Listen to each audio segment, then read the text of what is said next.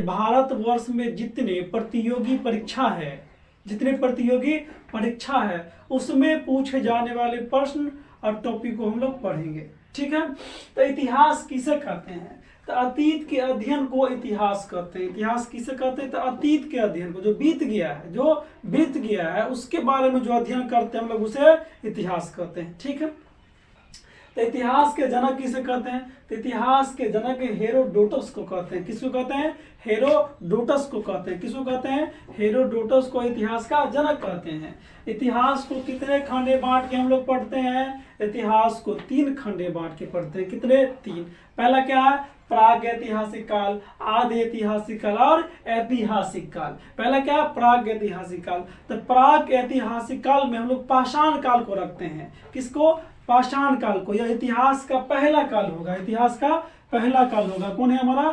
प्राक-ऐतिहासिक काल। क्या है? प्राक-ऐतिहासिक काल। इसमें जितने सारे पाषाण काल है, पूरा पाषाण काल है, मध्य पाषाण काल है, नव पाषाण काल है और ताम्र पाषाण काल को रखते हैं। ठीक है, दूसरा हमारा आधे ऐतिहासिक काल। क्या है? आधे ऐतिहासिक काल। आधे ऐतिहासिक काल में किसको रखते हैं? सिंधु सभ्यता। किसको रखते हैं? सिंधु सभ्यता को। और तीसरा है ऐतिहासिक काल। क्या है? ऐतिहासिक काल है। ठीक है, ऐतिहासिक काल है। तो ऐतिहासिक काल में प्राचीन काल, मध्यकाल, आधुनिक काल, नेहरू काल और विश्व के अन्य जो घटना घटी थी उसके बारे में हम लोग पढ़ेंगे। ठीक है दोस्तों, तो बात है कि प्राग ऐतिहासिक काल में क्या लोग पढ़े लिखे थे? नहीं, इस काल में लोग पढ़े लिखे नहीं थे। ना तो पढ़े थे, जब पढ़वे नहीं किए तो लिखेंगे क्या? ना तो पढ़े थे और नहीं पढ़े हुए हैं, नहीं तो लिखित भी कोई जानकारी हमको नहीं मिलती है। ठीक है, आदि ऐतिहासिक काल में लोग ने पढ़ना लिखना सीख लिया था, पढ़ना लिखना सीख लिया था। इस काल में हम लोग को लिखित साक्ष्य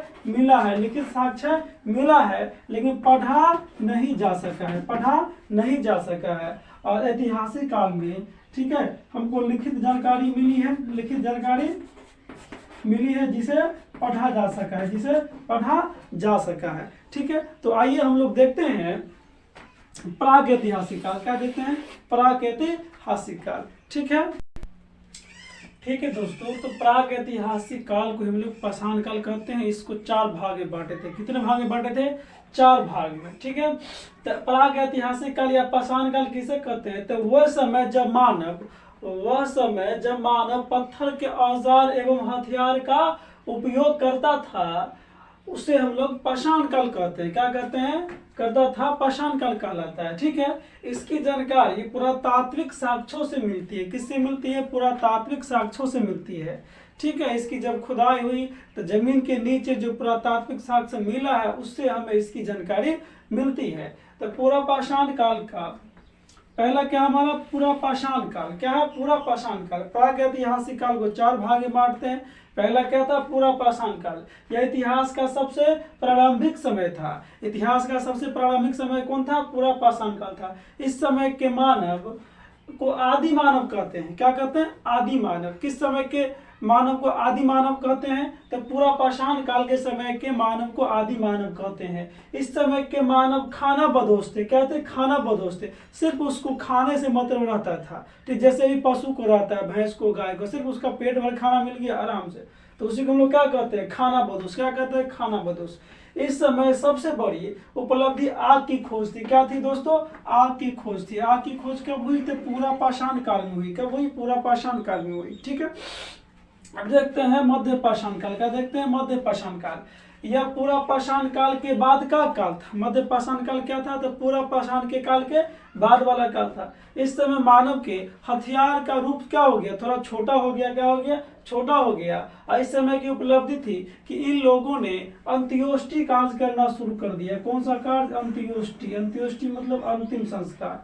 क्या करना शुरू कर दिया? अंत्योष्टि करना शुरू कर दिया। लेकिन पूरा पाषाण काल में देखेंगे तो ये लोग खाना बदोश थे, खाना बदोश थे। इसीलिए इसे आदम मानव भी कहते हैं। ये मांस मतलब मानव का भी मांस जो बूढ़े मर जाते थे उस सबका खा जाते थे लोग नोच नोच के। कब? पूरा पाषाण काल में। ठीक है, लेकिन मध्य पाषाण काल में इन लोगों ने अंत्योष्टि कार्य करना शुरू कर दिया। इसके बाद हमारा है नव या उत्तर पाषाण काल। इस काल में मानव अस्थायी आवास बना लिया। ठीक है, नव पाषाण काल में मानव ने अस्थायी आवास बना लिया तथा कृषि एवं पशुपालन प्रारंभ किया, खेती करना शुरू कर दिया और जंतुओं को पालना शुरू कर दिया। इस समय खोज पहिया एवं मनका की है। सबसे बड़ी खोज नवपाषाण काल में क्या है? पहिया का। किसका है दोस्तों? पहिया का एवं मनका का खोज कब हुआ था? तो नवपाषाण काल में। कब हुआ था? नवपाषाण काल में हुआ था। चौथा था हमारा ताम्रपाषाण काल। क्या था? ताम्रपाषाण काल। क्या था? ताम्रपाषाण काल। यह पाषाण काल का अंतिम समय था। इस समय तांबे की खोज हुई थी। किसकी खोज हुई थी?